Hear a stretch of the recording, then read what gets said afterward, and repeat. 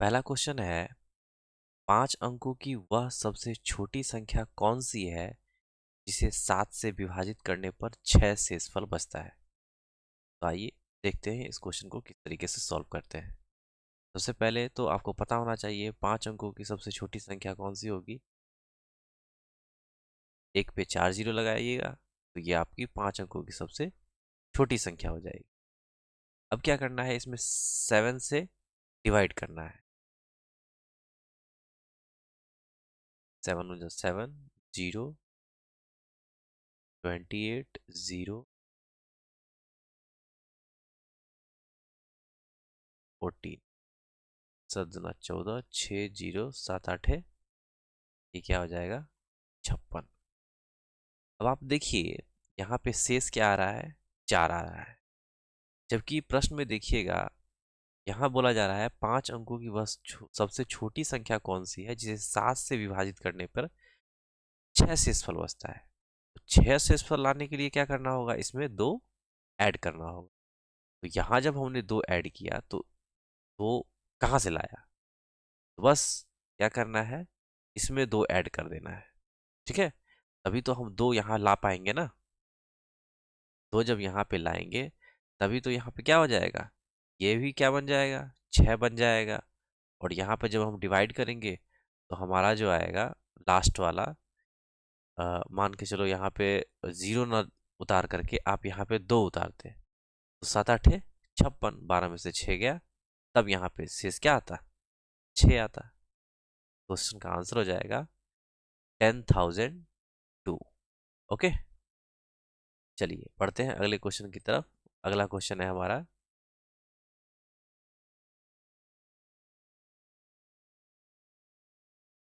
अगला क्वेश्चन है x और y मिलकर एक कार्य को 12 दिन में पूरा कर लेते हैं। तो देखिए x प्लस वाई ये 12 दिन में करते हैं, y और z यह जो है 18 दिन में करते हैं, और z प्लस x ये क्या करते हैं, ये 15 दिन में करते हैं। z प्लस x कहिए या x प्लस z कहिए, बात बराबर ही है। इन सब का एल्शियम लेंगे, एल्शियम लेने पे हमें क्या प्राप्त हो गया 180, और 15 यार 180, इसका 15 आ जाएगा, इसका तो 10 से चला जाएगा, और ये 15 12 से चला जाएगा। अब क्या होगा, इन सब का एफिशिएंसी, ये सब क्या है, ये इसकी कार्य करने की क्षमता है, एफिशिएंसी है। सबको ऐड करेंगे तो 12 15 क्या होता है 27, 10 37, और इन सबको भी ऐड करेंगे तो 2 2 बार है, 2x है, 2y है, 2z है। यहाँ पे लिखेंगे 2x plus y plus z is equal to क्या आया 37। तो इसका वैल्यू क्या आ जाएगा 18.5। तो 18.5 आ गया इन सब का टोटल। टोटल वर्क तो 180 है, लेकिन एफिशिएंसी जो आई x plus y plus z की वो आ गई 18.5। अब ये बोला जा रहा है लास्ट में तो कार्य को पूरा करने में लगभग कितने दिनों की आवश्यकता होगी। कार्य हमारा है कितना, तो कार्य हमारा है टोटल 180, और उसे हम क्या करेंगे 18.5 से डिवाइड करेंगे। अब देख एक क्वेश्चन में आप ध्यान देंगे तो यहाँ लगभग बोला जा रहा है, तो लगभग है तो यहाँ पर हम 18 से डिवाइड कर देते हैं, तो 18 जाएगी 180। ऑप्शन भी उसी तरीके से दिया हुआ है, डेसिमल में नहीं दिया हुआ है, तो ज़्यादा दिमाग लगाने की जरूरत ही नहीं है। इसका आंसर क्या हो जाएगा 10।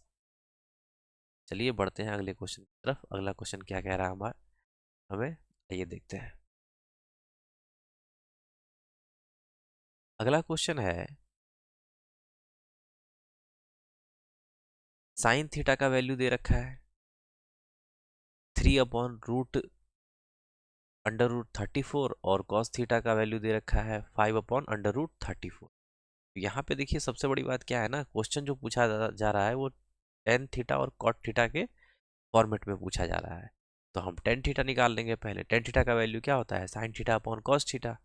देखिए साइन थीटा, आप इसे लिखने की ये सब आवश्यकता नहीं होती है, sine theta upon cos theta. Sine theta का वैल्यू क्या है 3/√34, और इसका वैल्यू क्या है कॉस थीटा का 5/√34। अंडर रूट 34, यहाँ पे अंडर रूट 34 जो नीचे डिनोमिनेटर में है ये ऊपर न्यूमरेटर में आ जाएगा, यानी कि जो हर है वो अंश में चला जाएगा और जो अंश है हमारा वो हर में चला आएगा। ये डिवाइड करना है ना, तो ये मल्टीप्लाई होकर के इस तरीके से आता है, ये दोनों डिवाइड हो गया तो ये sine theta upon cos theta का वैल्यू क्या आ जाएगा 3/5।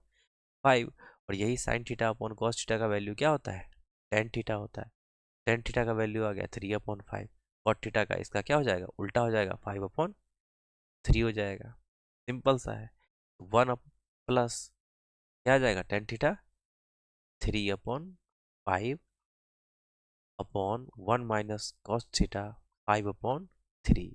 इसको सॉल्व करेंगे, 5 × 1 = 5, 5 × 3 8/5 अपॉन 3 × 1 = 3, 3 में से 5 गया तो ये हो जाएगा आपका -2/3।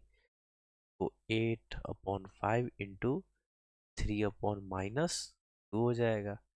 2 4 = 8, यहाँ पे मान के चलिए ये आपका आ जाएगा माइनस में, तो माइनस में वैल्यू आएगा आंसर इज इक्वल टू 4 दिए -12/5। ये आपका आंसर हो जाएगा ऑप्शन बी। देखो ये जो है ना साइन थीटा और कॉस थीटा, जब इस तरीके के पैटर्न हो तो और टेन थीटा और कॉट थीटा के फॉर्मेट में पूछा जाए तो इनको ये सब सॉल्व करने की ज़रूरत नहीं है। ये जो आप सॉल्व कर रहे हो ये सब पार्ट ऑटोमेटिक कर सकते थे, ये करने की ज़रूरत नहीं है। इसको करने का क्या है, इजी है, 3/34 है, √34 है, वट एवर जो भी है उसे क्या करना है, एक दूसरे को माइंड में ही कैलकुलेट करना है। ये आपका √34 है, ये कैंसिल आउट हो जाएगा। साइन थीटा और कॉस थीटा का वैल्यू टेन थीटा होता है और टेन थीटा का उल्टा क्या होता है, कॉट थीटा होता है। सिंपल सा फंडा है, इसको आप इजीली अटेम्प्ट कर पाएंगे। आइए अगले क्वेश्चन की तरफ बढ़ते हैं। अगला क्वेश्चन हमें क्या कहता है, देखिए जब क्वेश्चन सॉल्व करते हैं ना तो बड़े आराम आराम से सॉल्व कीजिए, कोई जल्दीबाजी नहीं है। समझ जाएंगे एक बार अच्छे से तो स्पीड तो आ ही जाएगी। अगर समझेंगे ही नहीं, सॉल्व ही नहीं कर पाएंगे तो फिर स्पीड कहाँ से बढ़ेगी।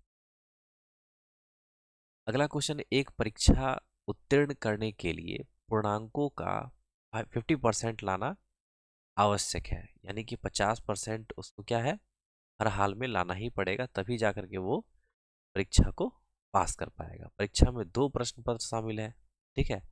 एक छात्र ने 200 पूर्णांक वाले, देखिए एक तो जो है ना मैक्सिमम मार्क्स जो है 200 पूर्णांक वाले है, तो 200 पूर्णांक में से वो क्या करता है, 200 पूर्णांक वाले में क्या करता है, वो 40% स्कोर करता है। देखिए 200 वाले में क्या करता है, 40% स्कोर कर लेता है, ठीक है।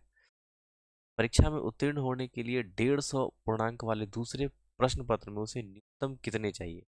तो यहाँ पे दूसरा जो प्रश्न पत्र है वो 150 का है। अब इन दोनों को जोड़ लेते हैं, जोड़ने के बाद हमें क्या मिला, 50।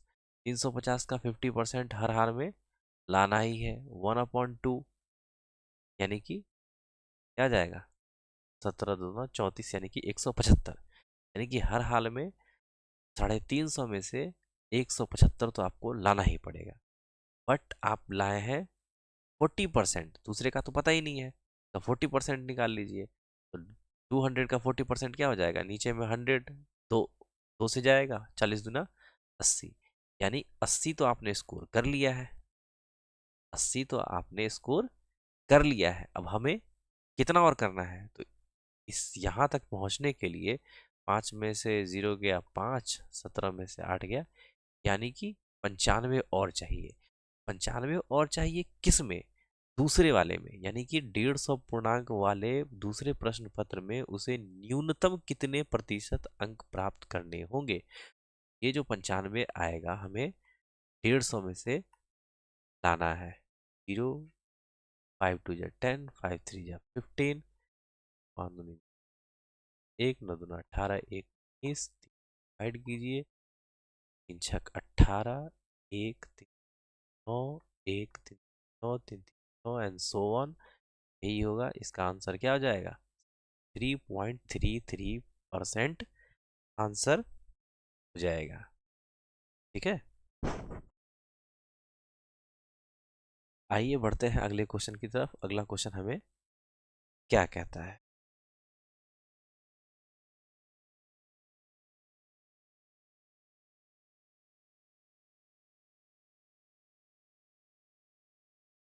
यानी कि देखिए आंसर जो है ना 65 और एक सेकेंड 65 60 है और 68 है और 64 है, तो 63.33 आया है, तो आपका आंसर क्या हो जाएगा 64%। जो उसके नियर बाई में होगा वही हम आंसर पिक करेंगे।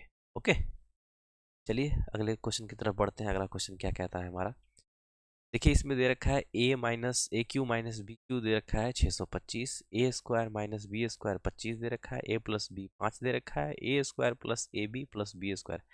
देखिए ऐसे क्वेश्चनों के लिए ना आपको तो ये कुछ फॉर्मूले पता होना चाहिए। ए क्यू प्लस, है ना, p q is equal to क्या होता है, ए क्यू माइनस क्यू क्या होता है। देखिए ए क्यू प्लस बी क्यू तो बहुत ही आसान है, इसको याद करना। ए प्लस बी क्या हो जाएगा, A square plus what, plus B square और माइनस क्या हो जाएगा, ए बी हो जाएगा। A minus A Q minus B क्या हो जाएगा, ए माइनस बी, यहाँ पे क्या हो जाएगा A square plus B square. देखिए यहाँ प्लस है, यहाँ क्या हो जाएगा माइनस, और माइनस है तो क्या हो जाएगा यहाँ पे प्लस ए बी। बस ये याद रखना है, बस इसी पे आपका प्रॉब्लम सॉल्व हो जाएगा। अब देखिए यहाँ पे क्या करेंगे हम, सबसे पहले देखिए ए स्क्वायर माइनस बी स्क्वायर इसका भी पता होना चाहिए। ए स्क्वायर माइनस बी स्क्वायर का फॉर्मूला क्या होता है, ए प्लस बी इंटू ए माइनस बी। तो हमें ए प्लस बी का वैल्यू पता है क्या है 5, ए माइनस बी का वैल्यू भी क्या हो जाएगा, इसका वैल्यू देखिए ये जो दे रखा है इसका वैल्यू दे रखा है 25 और इज इक्वल टू एक का वैल्यू दे रखा है 5 और दूसरे का पूछ रहा है, तो ए माइनस बी का वैल्यू क्या हो जाएगा 5 हो जाएगा। ये समझ में आ रहा है, इस तरीके से ए माइनस बी का वैल्यू क्या आ गया 5। अब हम क्या करेंगे, ए क्यू माइनस बी क्यू का फॉर्मूला लगाएंगे। तो जो हमारा ये वाला है, आप देखोगे ये देखो ये वाला फॉर्मूला है, इसका वैल्यू हम यहाँ पे लिख लेते हैं। क्या लिखेंगे, ए माइनस बी और का वैल्यू भी दे रखा है ए क्यू माइनस बी का वैल्यू दे रखा है 625, और यहाँ पे क्या है आपका इसी का तो पूछ रहा है, तो इसको मान के चलो x मान लेते हैं। ए माइनस बी का वैल्यू क्या आ जाएगा, आया है 5 आया है। 625 में 5 से डिवाइड करेंगे तो क्या आ जाएगा आपका, 5 एकम 5, 5 दूनी 10, 50 25, तो इसका वैल्यू क्या आ जाएगा 125 आंसर। ठीक है, ये समझ में आ रहा है ये चीज़, ये कैलकुलेशन। तो कैलकुलेशन तभी होगा जब आपको ये फॉर्मूला पता होगा। ठीक है, A Q minus B cube is equal to A minus B A square plus B square plus A B, और A cube plus B cube value जो होगा A plus B into A square plus B square minus A B होगा। ठीक है, चलिए बढ़ते हैं अगले क्वेश्चन की तरफ। अगला क्वेश्चन क्या कहता है,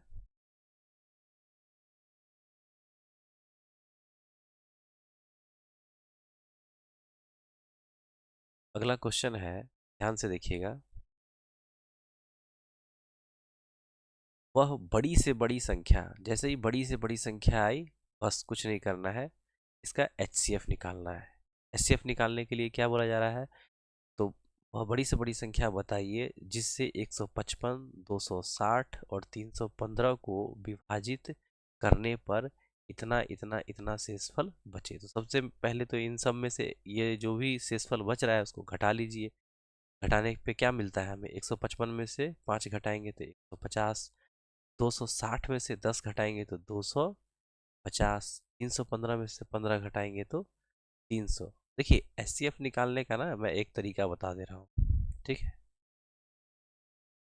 अगर कुछ इस तरीके का हो तो देखिए आप जो कॉमन उसका डिफरेंस आ रहा है, क्या आ रहा है, इसका डिफरेंस आ रहा है 50 और इसका डिफरेंस आ रहा है 50, तो बस आपका एचसीएफ क्या हो जाएगा 50, तो वह बड़ी से बड़ी संख्या क्या हो जाएगी 50 हो जाएगी। ठीक है, बढ़ते हैं अगले क्वेश्चन की तरफ, अदरवाइज आप बेसिक मेथड से इसको अटेम्प्ट कर लेंगे। चलिए अगले क्वेश्चन की तरफ बढ़ते हैं। अगला क्वेश्चन है, एक क्लब में महिलाओं की संख्या तथा पुरुषों की संख्या का अनुपात ये है। तो यहाँ पे आप देखेंगे महिलाएं जो है वो क्या है 3 अनुपात 2 के अनुपात है, महिला और पुरुष की जो संख्या का अनुपात है, और 300 महिलाएं क्लब में शामिल हो जाती है। क्लब में शामिल होने के बाद ये अनुपात क्या हो जाता है, 5/2। अब देखिए रेशियो मेथड से हम सॉल्व करेंगे, महिलाओं की संख्या कितनी बढ़ी, रेशियो के हिसाब से 2, लेकिन प्रश्न में जो दिया हुआ है महिलाएं कितनी बढ़ रही हैं, 300 बढ़ रही हैं। 2 बराबर कितना हो जाएगा, 300, तो काटिए, 150 से कट जाएगा। अब क्या पूछा जा रहा है, क्लब में अब महिला सदस्यों की संख्या कितना है, यानी कि 5 बराबर पूछा जा रहा है। बस 5 से गुणा कर दीजिए, 15 पचे 75, 750 आंसर हो जाएगा। ये बढ़ते हैं अगले क्वेश्चन की तरफ। अगला क्वेश्चन क्या कहता है, अब देखिए अगले क्वेश्चन में क्या बोला जा रहा है, दो संख्याओं का योग, मान लीजिए x है और ये y है, दो संख्याओं का योग क्या है, 60 है। इनका एलसीएम और एचसीएफ, यानी एलसीएम और एचसीएफ जो है वो क्या है, क्रमशः 72 और क्या है, 12 है ना।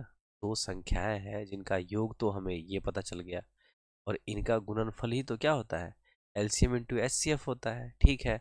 अब पूछा जा रहा है दो संख्याओं के व्युत्क्रम का योग, यानी कि व्युत्क्रम क्या होता है, यानी उल्टा 1/x+y, कुछ इस तरीके से, तो x इंटू क्या हो जाएगा, y हो जाएगा। दोनों का एलसीएम लेंगे तो x से x घटा, y प्लस इसका ये वैल्यू आ जाएगा। अब ध्यान देंगे x प्लस वाई का वैल्यू क्या दे रखा है, 60 दे रखा है, x प्लस वाई का वैल्यू यहाँ पे हम 60 रख देंगे, और नीचे x इंटू वाई का वैल्यू दे रखा है 72 × 12, तो 72 लिखेंगे और यहाँ 12 लिखेंगे, 12×5 = 60, 5/72 क्वेश्चन का आंसर। चलिए अगले क्वेश्चन की तरफ बढ़ते हैं। अगला क्वेश्चन क्या कहता है हमें, अगले क्वेश्चन में दे रखा है √54 इंटू √125, तो इसका आप रूट निकालिए। 3×3 = 9, और अंडर रूट क्या हो जाएगा, 6, 3×3 = 54, 5×5 = 25, 125, और इसका क्या हो जाएगा, 2×2 = 4 और 6 24, इंटू देखिए पेयर में, पेयर वाले जो होते हैं ना नंबर, वो बाहर आ जाते हैं। 3×3 = 9 गुने 5। अगर आपको समझ में नहीं आ रहा है तो इस तरीके से देखिए, अगर यहाँ पे 54 है तरीके से, इसको एलसीएम लीजिए, इसका एलसीएम क्या हो जाएगा, 2 2 हो जाएगा, 2 27×2 = 54, 3×9 = 27, और यहाँ हो जाएगा 3। तो देखिए ये जो पेयर वाला है ना ये बाहर आ जाता है, और अंदर में क्या रह गया, 3×2 = 6, तो ये बनाते बनाते हो जाता है। अभी जब प्रैक्टिस करेंगे तो वो हो जाए। यहाँ पे क्या हो जाएगा, ये 6 6 निकल जाएगा, √6 √6 √5 √5 निकल जाएगा, 3 3 निकल जाएगा, क्या बचेगा, 5/2। 5/2 का इसमें फ्रैक्शन में नहीं दे रखा है, डेसिमल में दे रखा है, तो आप इसे निकाल लीजिए, तो 0.5। ओके, पढ़ते हैं अगले क्वेश्चन की तरफ। अगला क्वेश्चन क्या है, देखिए आज के सेशन में ना 10 ही क्वेश्चन लेंगे, अगले पार्ट में, ये पार्ट 1 है। आपको वीडियो कैसा लग रहा है आप कमेंट सेक्शन में बताएं हमें, फिर अगले पार्ट को अपलोड कर दिया जाएगा जल्दी ही। देखिए एक वस्तु का लागत मूल्य है, लागत मूल्य कहने का मतलब क्या है, क्रय मूल्य दिया हुआ है, तो क्रय मूल्य यानी कि सीपी से आप लिखिए, सीपी का जो वैल्यू है वो क्या है, एमपी के वैल्यू का 75%, यानी कि 3/4। सीपी का वैल्यू 3 और एमपी का वैल्यू 4। एक इस तरीके से कॉन्सेप्ट होता है सी एस पी एमपी, जब भी कभी डिस्काउंट का क्वेश्चन होगा तो आप इस तरीके से पैटर्न बना लेंगे। और यहाँ पे दिया हुआ है 15% की छूट दी जाती है, तो 15% की छूट दी जाती है किस पे, मार्क प्राइस पे, यानी कि अंकित मूल्य पे। अंकित मूल्य हमारा है कितना, 4, और क्रय मूल्य हमारा कितना है, 3। देखिए इजी करने के लिए इसमें डबल जीरो लगा दीजिए, अदरवाइज नहीं लगाना चाहते हैं, बस क्या कीजिए, 85% की 15% की छूट दी जाती है। यानी कि क्या हो जाएगा, 85 अपॉन वट, 100, 17 × 85, कैसे, 4×5 = 20, 17, 5 घट गया तो यहाँ कितना आया, 12, 3, 12×5 = 17, 3 9 3 12, 9/3 गुने 100, 3, 1 सेकेंड, जस्ट वेट।